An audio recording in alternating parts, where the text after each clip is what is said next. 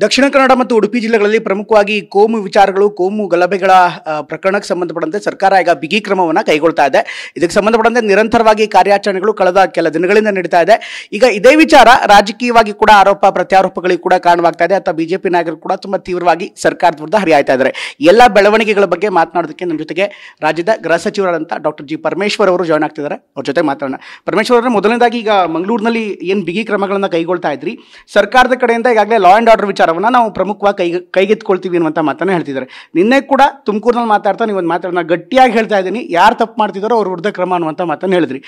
ಆದರೆ ಬಿಜೆಪಿ ಅವರು ಕೂಡ ಪ್ರಶ್ನೆ ಮಾಡ್ತಾರೆ, ಹಿಂದೂ ಕಾರ್ಯಕರ್ತರನ್ನೇ ಟಾರ್ಗೆಟ್ ಮಾಡ್ತಾ ಇದ್ದೀರಿ ಅಂತ.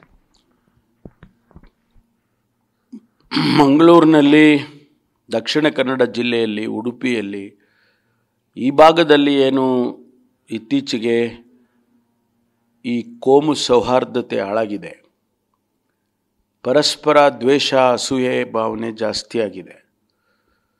ಮೊದಲನೇದಾಗಿ ಇದು ಆಗಬಾರ್ದು. ನಮ್ಮ ಸಮಾಜ ಯಾವತ್ತೂ ಕೂಡ ಸಹೋದರತ್ವ ಭಾವನೆಯಿಂದ ಇರಬೇಕು. We at East Point Group of Institutions offer a wide range of courses that provide limitless opportunities, building skills over 2 decades. ಅನ್ನೋದೇ ನಮ್ಮೆಲ್ಲರ ಆಶೆ.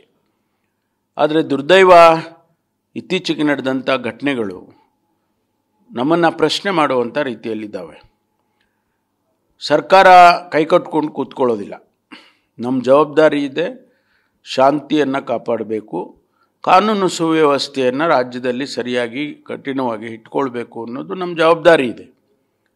ಆ ದೃಷ್ಟಿಯಲ್ಲಿ ನೋಡೋದಾದರೆ ನಾವು ಯಾವುದೇ ಮುಲಾಜಿಲ್ಲದೆ ಜಾತಿ, ಭೇದ, ಧರ್ಮ ಇವೆಲ್ಲವನ್ನು ಕೂಡ ನಾವು ಯಾವುದನ್ನು ನೋಡೋಕ್ಕೆ, ಕಾನೂನಿಗೆ ಒಂದೇ, ಕಾನೂನು ದೃಷ್ಟಿಯಲ್ಲಿ ಯಾವ ಜಾತಿ ಇರ್ಬೋದು, ಯಾವ ಧರ್ಮ ಇರ್ಬೋದು, ಎಲ್ಲ ಒಂದೇ. ಅಥವಾ ಅವನು ಬಡವ, ಸಾಹುಕಾರ, ಇವೆಲ್ಲನೂ ನೋಡೋಕ್ಕೆ ಹೋಗೋದಿಲ್ಲ ಕಾನೂನು. ಹಾಗಾಗಿ ಏನು ಒಂದು ಕಲ್ಪನೆ ಇದೆ, ಹಿಂದೂಗಳನ್ನ ಮಾತ್ರ ಟಾರ್ಗೆಟ್ ಮಾಡುತ್ತೆ ಪೊಲೀಸ್ನವರು ಅಥವಾ ಮುಸಲ್ಮಾನರನ್ನ ಮಾಡೋದಿಲ್ಲ ಅನ್ನುವಂಥ ಕಲ್ಪನೆ ಇದೆ. ಅದು ಸತ್ಯಕ್ಕೆ ದೂರವಾಗಿರೋಂಥದ್ದು. ಸರ್, ನಿನ್ನೆ ನಡೆದಂಥ ಬೆಳವಣಿಗೆಯನ್ನು ಉಲ್ಲೇಖ ಮಾಡ್ತಾ ಹೇಳ್ತೀನಿ, ಯಾಕೆಂದರೆ ಮಧ್ಯದಲ್ಲಿ ಇಂಟರ್ಫಿಯರ್ ಆಗ್ತೀನಿ ಇದೇ ವಿಚಾರಕ್ಕೋಸ್ಕರ. ಈಗ ಅರುಣ್ ಕುಮಾರ್ ಪುತ್ತಿಲ ಇರ್ಬೋದು, ಕಲ್ಲಡ್ಕ ಪ್ರಭಾಕರ್ ಭಟ್ ಇರ್ಬೋದು, ಅವರ ವಿರುದ್ಧ ನಡೆದುಕೊಂಡಂಥ ರೀತಿ ನೋಡ್ತಾ ಇದ್ರೆ, ಯಾರೋ ಒಬ್ಬರು ದೂರು ಕೊಟ್ಟ ನಂತರ, ಪರ್ಟಿಕ್ಯುಲರ್ಗಿ ಒಂದು ಸಮುದಾಯದ ಆರೋಪದ ನಂತರ, ಒಂದು ಸಮುದಾಯ, ಅದರಲ್ಲೂ ಅಲ್ಪಸಂಖ್ಯಾತ ಸಮುದಾಯ ಕಾಂಗ್ರೆಸ್ ವಿರುದ್ಧ ಸಿಟ್ಟಾದ ನಂತರ ಈ ಥರ ಟಾರ್ಗೆಟ್ ಮಾಡ್ತಿದ್ದಾರೆ ಅನ್ನುವಂಥದ್ದು ಬಿಜೆಪಿಯವರು ಕೂಡ ಹೇಳ್ತಾ ಇರುವಂಥದ್ದು. ಈಗ ಅರುಣ್ ಕುಮಾರ್ ಪುತ್ತಿಲ ಅಥವಾ ಕಲ್ಲಡ್ಕ ಪ್ರಭಾಕರ್ ಭಟ್ ವಿರುದ್ಧ ಏಕಾಏಕಿ ಕ್ರಮ ಯಾಕೆ, ನಡುರಾತ್ರಿ ಹೋಗಿ ಅವ್ರ ಮನೆಗೆ ನುಗ್ಗಿದ್ದು ಯಾಕೆ ಅಂತ ಕೇಳ್ತಾ ಇದ್ದಾರೆ. ನಾವು ಯಾರೋ ಒಬ್ಬರು ಕಂಪ್ಲೇಂಟ್ ಕೊಟ್ಬಿಟ್ರು ಅಂದ ಕ್ಷಣಕ್ಕೇ ಅದನ್ನು ವೆರಿಫೈ ಮಾಡದೆ ಕ್ರಮ ಮಾಡೋದಿಲ್ಲ. ಅದನ್ನು ವೆರಿಫೈ ಮಾಡ್ತಾರೆ. ಅವ್ರುಗಳಿಗೆ ಹೇಳಿದ್ರಲ್ಲ, ತಾವು ಹೆಸರುಗಳೆಲ್ಲ ಹೇಳಿದ್ರಿ, ಅವ್ರುಗಳು ಏನು ಮಾಡಿದ್ದಾರೆ ಅಂಥೇಳಿ ಸಮಾಜಕ್ಕೆ ಗೊತ್ತಿದೆ ಅಲ್ವಾ. ಸುಮ್ಮನೆ ಯಾರ್ದೋ ಮನೆಗೆ ಹೋಗಿ ರಾತ್ರೋರಾತ್ರಿ ಒಬ್ಬರನ್ನ FIR ಮಾಡೋದು ಮಾಡಿ ಅವರಿಗೆ ನೋಟಿಸ್ ಕೊಟ್ಟು ಮಾಡಿ ಬರೋದಕ್ಕೆ ಆಗುತ್ತಾ? ಅದು ಕೂಡ ಒಬ್ಬ ವ್ಯಕ್ತಿ ಸಮಾಜದಲ್ಲಿ ಹೆಚ್ಚು ಗುರುತಿಸ್ಕೊಂಡಿರೋಂಥವ್ರಿಗೆ ಆ ರೀತಿ ಮಾಡೋದಕ್ಕೆ ಏಕಾಏಕಿ ಮಾಡೋಕ್ಕಾಗೋದಿಲ್ಲ.